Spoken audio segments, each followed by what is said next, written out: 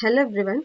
Today we are going to see about the most important abdominal organ, that is none other than stomach. Before getting in detail with the stomach, we should know regarding the quadrants of abdomen. Our abdomen is totally divided into 9 quadrants with the help of 2 horizontal and 2 vertical planes. Let me explain those things.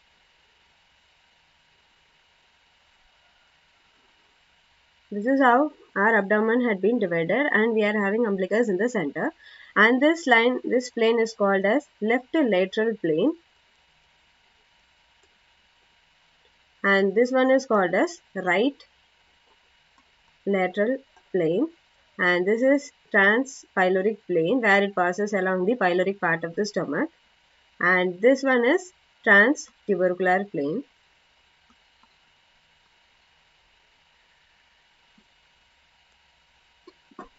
Transtubercular.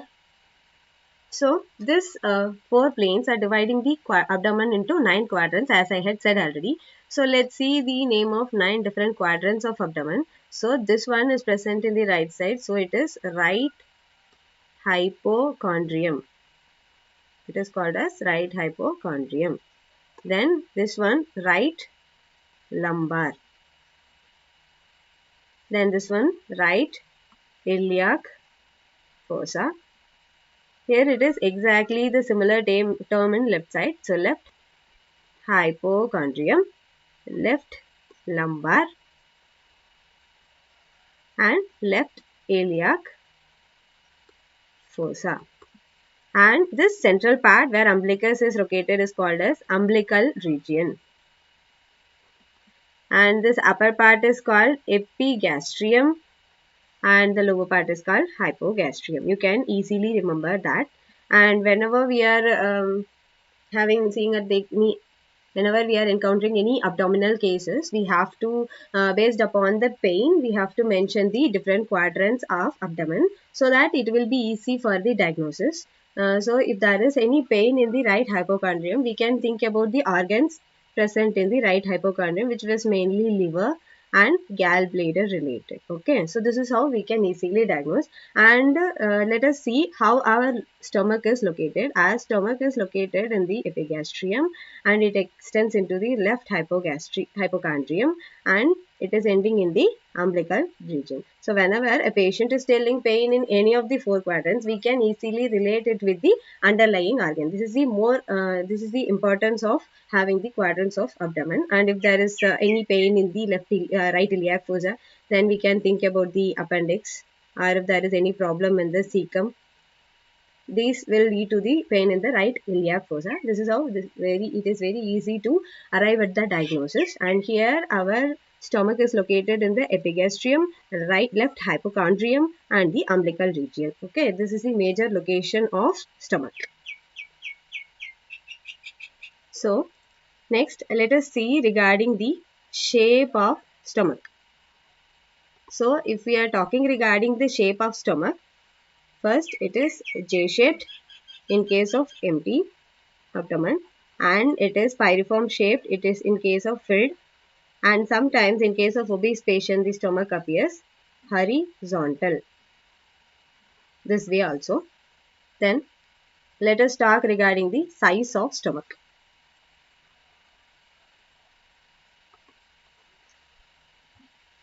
So we all know the stomach is continuing in the upper end from the lower esophagus, and downwards it is continuing with the duodenum.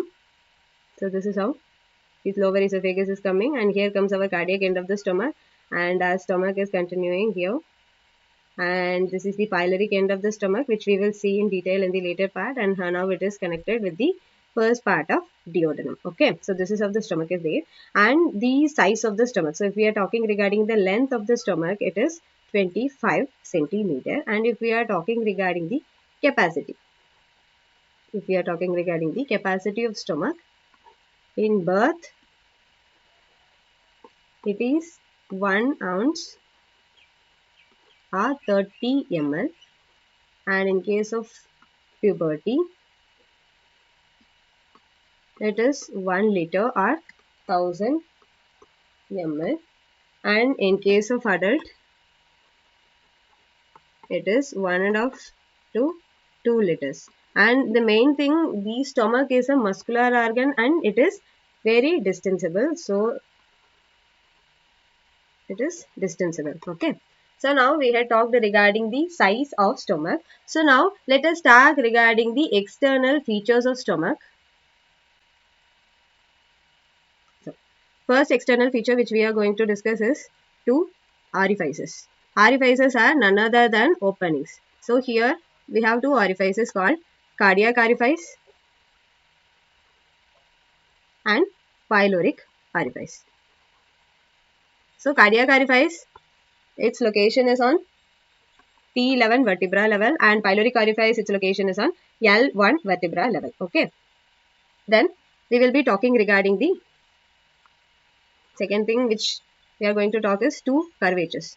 So let's see what are all the curvatures our stomach is having.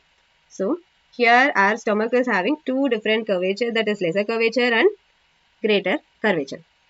Lesser and greater. So if we are going to differentiate this lesser and greater curvature, first this lesser curvature is concave in shape and it forms the left side of the abdomen, and this greater curvature is extremely convex.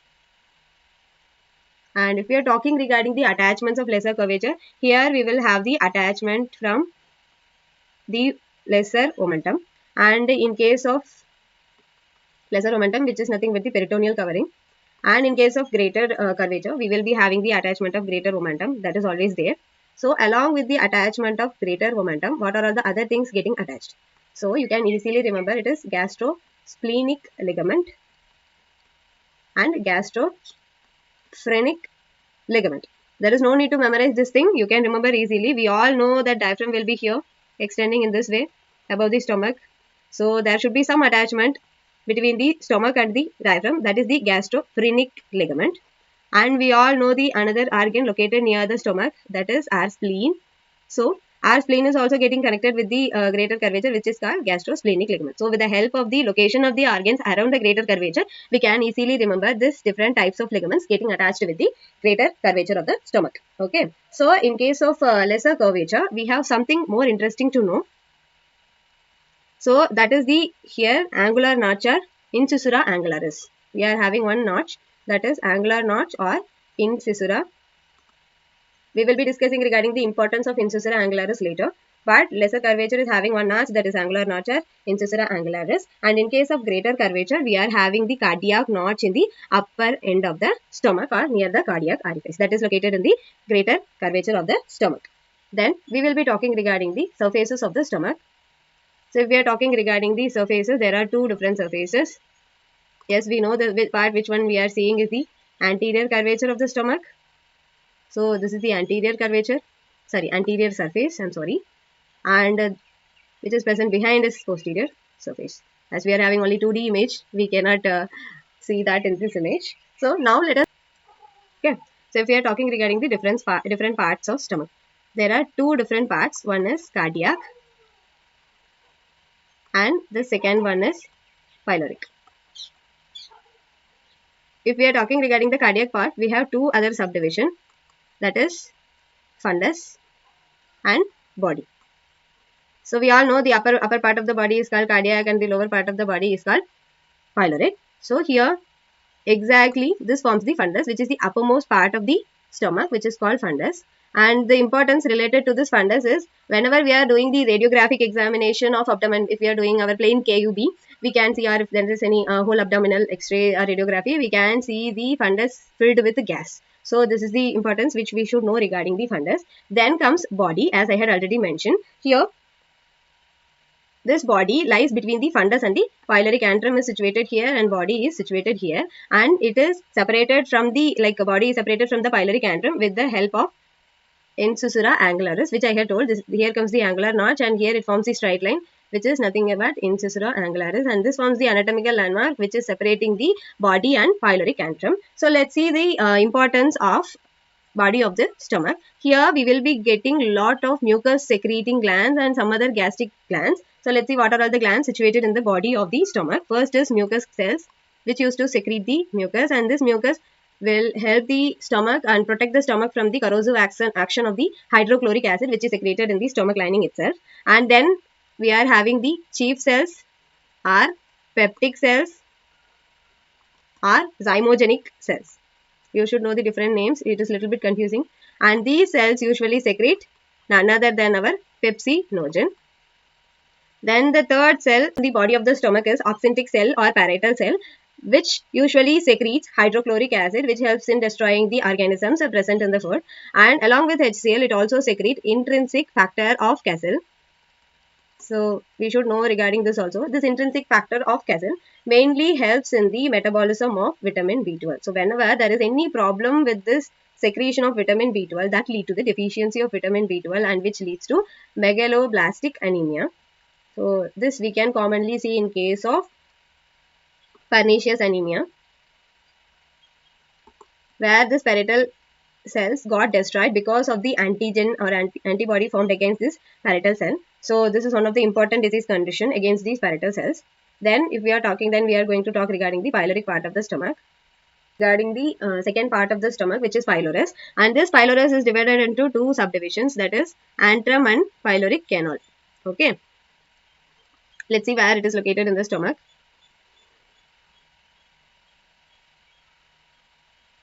So up to this we had studied angular notch is there, which is separating the body into body and pyloric antrum. So here this pyloric antrum and pyloric canal is directly separated with the help of a sulcus called sulcus intermedius. Sulcus intermedius. So this is separating the pyloric antrum and the pyloric canal, and this pyloric antrum is almost 7.5 centimeter and this pyloric canal is around 2.5 centimeter, and this pyloric canal is very narrow and tubular. So this is regarding the different parts of the stomach. Yes, we know regarding the first part, that is fundus, and then comes the body, and then comes the pyloric antrum and pyloric canal. And here now this pyloric orifice will be continuing as the first part of duodenum. This is about the different parts of the stomach. So now let us discuss regarding the stomach bed. Stomach is lying upon. So there is no need of memorize. Once we are knowing how it is located, then it would be very easy to remember. So first let us see where the stomach is located. This is how stomach is there. And now first comes our diaphragm. Diaphragm will be covering the upper part of the stomach touching. So this forms the first bed of the stomach. So okay, fine. So now second is the organ which is located in this aspect, which is spleen. Spleen is not directly connected with the posterior aspect, posterior surface of the stomach, but the splenic vessel arising from the celiac trunk here, it will go in the posterior aspect and it used to give the blood supply to the stomach. So this forms the second posterior relation of the stomach, and this you can imagine very easily. Then comes our pancreas, which is also located in the posterior aspect. Here comes the pancreas, upper end of the pancreas, and this forms the third relation with the stomach. And just imagine what are all the other next things. So in the anterior aspect, we know mainly this. Here comes the colon. So the transverse colon, which is crossing the stomach, and also we know the splenic flexure of colon hiding here. So this transverse colon and splenic flexure of colon forms the fourth and fifth relation. And just imagine that there is presence of left kidney and its suprarenal gland in the posterior aspect. Try to imagine that. So here comes the suprarenal gland and left kidney, which is situated in the posterior aspect of the.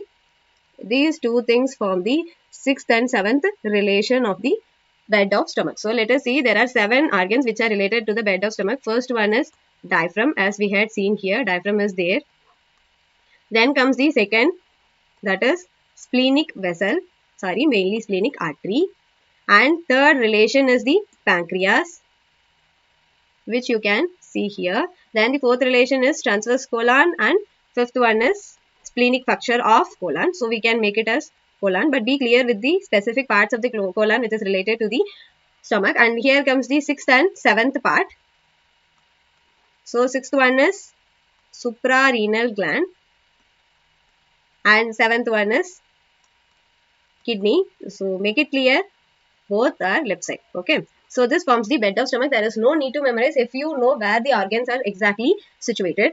Let us talk regarding the interior aspect, that is internal features of the stomach. So first, which is coming in our mind, is mucous membrane, which is present in the inner surface of the lining, and this mucous membrane is also called as gastric rugae. And here in case of stomach, this gastric rugae, this mucus secreting lining divides in the form of gastric rugae, and this used to appear like this. So the most common importance related to this mucous membrane is it forms the longitudinal pathway in the lesser curvature, which is also called as Megan stress.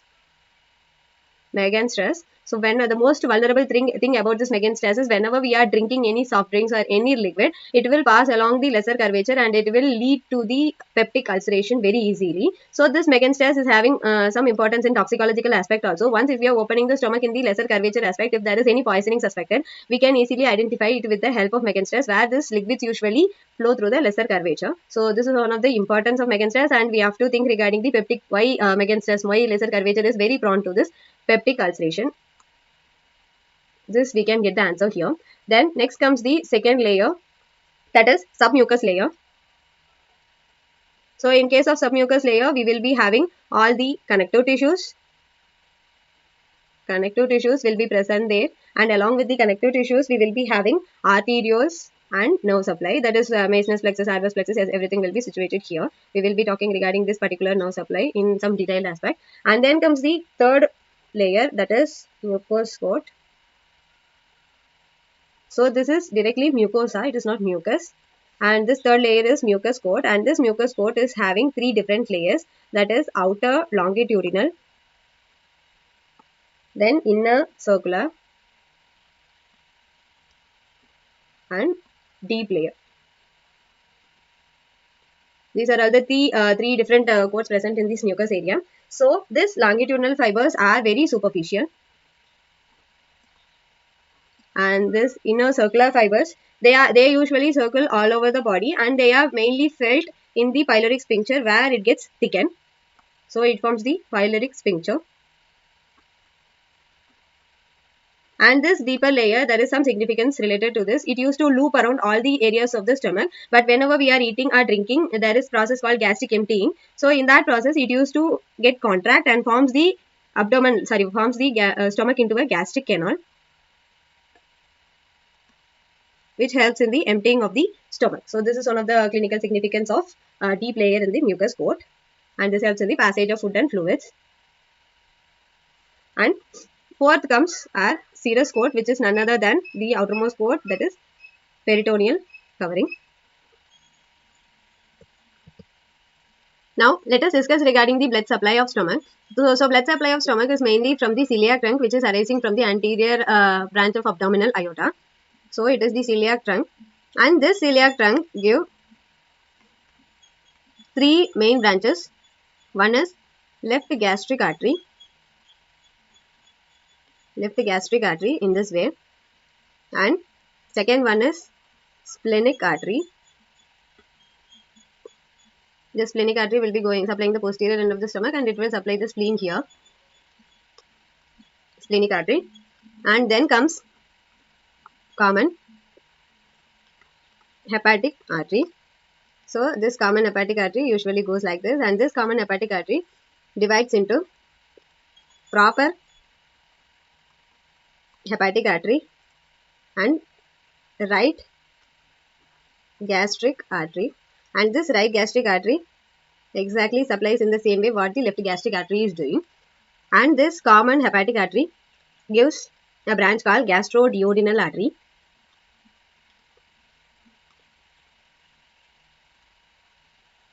And from this gastroduodenal artery, we will get another one branch called right gastroepiploic artery. Right gastroepiploic artery. So this common hepatic artery is arising directly from here, and first branch it is giving is gastroduodenal artery, and it is divided into proper hepatic artery and right gastric artery. Proper hepatic artery might be supplying the liver and the gallbladder, and this right gastric artery turns inside and it gives supply to the lower end of the lesser curvature. And this gastroduodenal artery supplies the first part of duodenum, and it gives out the first branch called right gastroepiploic artery. Okay. And now in case of splenic artery, this splenic artery gives one branch called left gastroepiploic artery.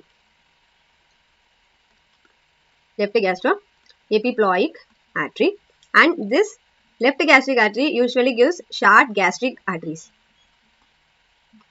Short gastric arteries. This is the arterial supply of stomach. So let me discuss it again. So the main trunk is from the celiac trunk, and here there are the three vessels: left gastric, splenic, and common hepatic artery. These are all the three main branches of the celiac trunk, and this left gastric artery gives arise to the short gastric artery 7 to 8 in number, and this splenic artery gives arise to the left gastroepiploic artery, and this common hepatic artery divides further into proper hepatic artery and right gastric artery, and it also gives first branch called gastroduodenal branch, and from that gastroduodenal branch we are getting the right gastroepiploic artery. Finally, this left and right gastroepiploic artery gets anastomosed in this area. So this is regarding the blood supply of the stomach. So next, regarding the venous supply. So all the veins gets drained into portal vein, superior mesenteric vein, and at last splenic vein. These three veins are the major venous drainage of the stomach. So now we are discussing regarding the lymphatic drainage of stomach. We should know that the stomach is divided into 4 different compartments. This is how they had been divided.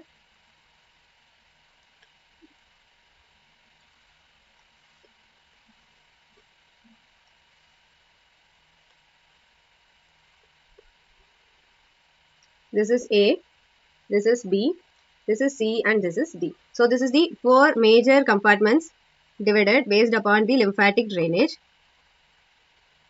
Here the major drainage is on celiac node, which is present over here. Celiac node, it is called as celiac node. So now the lymph which is secreted in the A quadrant gets drained into the pancreatico-splenic nodes, and this pancreatico-splenic nodes takes all the lymph nodes and drains directly into the celiac node. Then comes the B quadrant. B quadrant first drains all its lymphatic drainage into the left gastric node. Left gastric node present over here, and this left gastric node receives everything and it will drain into celiac node at last. Okay. Then this C quadrant drains all the lymph into right gastroepiploic nodes. Then this right gastroepiploic node drains into subpylorus node, which is present in around the first part of duodenum, and this subpylorus node finally drains into hepatic nodes present over here, hepatic nodes, and this hepatic nodes drains into celiac node. So, and at last this D quadrant secretes the lymph into drains the lymph into pylorus and lot of other nodes, and finally it also gets drained into the celiac node. So celiac node is the main source of lymphatic drainage in case of stomach. So let me explain. So in case of lymphatic drainage, first stomach is divided into 4 different quadrants: A, B, C, and D. This quadrant, first A is draining into pancreatico-splenic node, and finally it getting drained into celiac node. Then B, it is getting drained into left gastric node, and finally it is getting directly drained into celiac node. And finally, the C quadrant getting drained into the right gastroepiploic nodes, and this right gastroepiploic node drains into the subpylorus node, which is present in the first part of the duodenum, and this subpylorus node finally drains into the hepatic nodes present over here, and this hepatic node drains finally into the celiac node, and this D drains into the local nodes like pylorus node and the small lymph nodes around this D region, and finally it also gets stimulated, it also gets drained into the celiac node. So this is the exact lymphatic drainage. So now let us regarding the nerve supply of stomach. So there are 2 different types of nerve supply, as we all know. One is sympathetic and one is parasympathetic. So this sympathetic is supplied by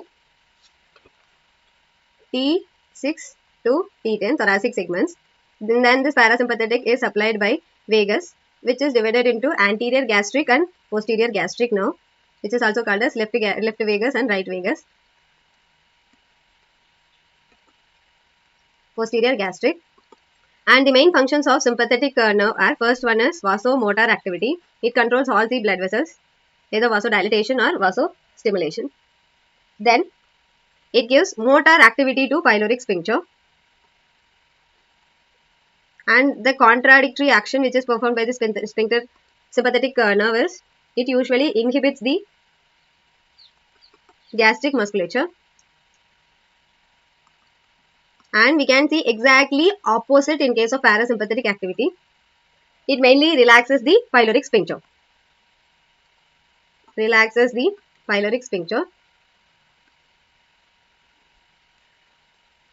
So this is very clear that the sympathetic nerve is helping in gastric filling by contracting the pyloric sphincter, and this parasympathetic activity is mainly about gastric emptying. So this is the exact differentiation between the sympathetic and parasympathetic activity, and this sympathetic activity also carries out the pain sensations.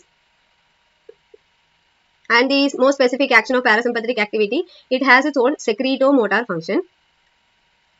It helps in the secretion of all the gastric juices like pepsin, HCl and intrinsic factor of Castle. It stimulates all the gastric glands present in the surface of the present in the mucosa of the stomach, and it promotes the secretion. So that is the main action of parasympathetic vessels. Let us discuss regarding the functions of stomach. Nothing more serious about it.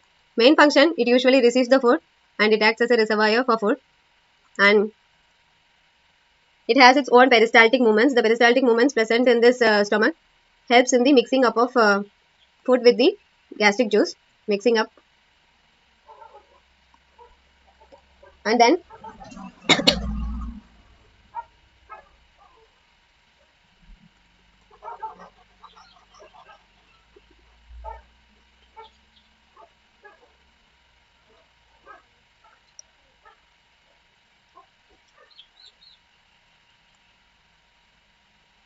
now let us discuss regarding the functions of stomach. So mainly it acts as a reservoir where it receives all the food, and the second action, the peristaltic movement present in the stomach, which helps in the mixing up of blood with the gastric juice, and the gastric secretions like pepsin, which helps in the digestion,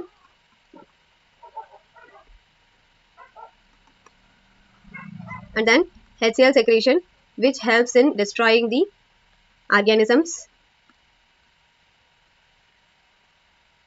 and finally the mucus secretions, which helps the gastric mucosa from the corrosive action of HCl, prevents the corrosive action of HCl, prevents the action of HCl over the gastric mucosa, and finally the secretion of intrinsic factor of Castle, which we had discussed already, which helps in vitamin B12 metabolism. So whenever there is absence of the gastric secretion, that will lead to the megaloblastic anemia.